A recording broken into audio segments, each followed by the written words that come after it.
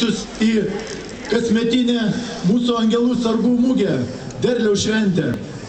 Atrodo, dar visai neseniai džiaugiamės vasarą, kuri pakankamai greitai pasitraukė ir net nespėjom pastebėti, kaip atėjo ruduo. Derliaus nuėmimas eina į pabaigą ir šiandieną visi čia susirinkom pasidžiaugti savo darbo rezultatais, savo gerybėmis. Labai malonu, kad Ukmergės rajono ūkininkai, žemdirbiai, amatininkai, sodininkai pasidalina tuo džiaugsmu šiandieną su mumis visais, su miestiečiais, su bendruomenė. Lietuvių tauta nuo seno žinoma kaip žemdirbių kraštas. Ta darė mūsų tėvai, seneliai, proseneliai. Tai kultūros dalis, kuria mes galime didžiuotis.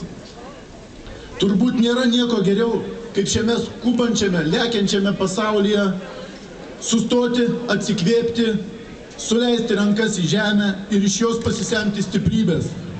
Būkime dėkingi už tokią galimybę.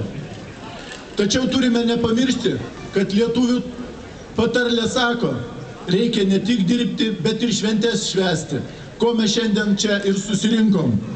Todėl linkiu jums praleisti nuostabią dieną mūsų gražiame mieste, pabendrauti, pasidalinti patirtimi, pasidžiaugti laimėjimais, kurie džiugina kiekvienais metais ir niekada nepraranda vertės.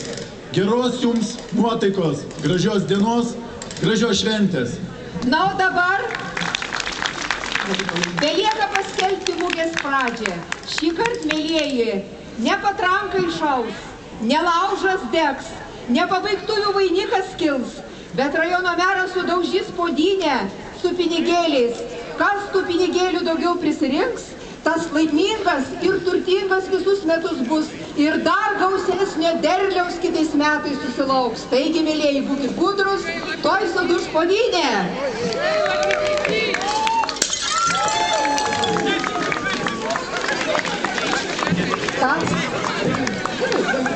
Eikit šon.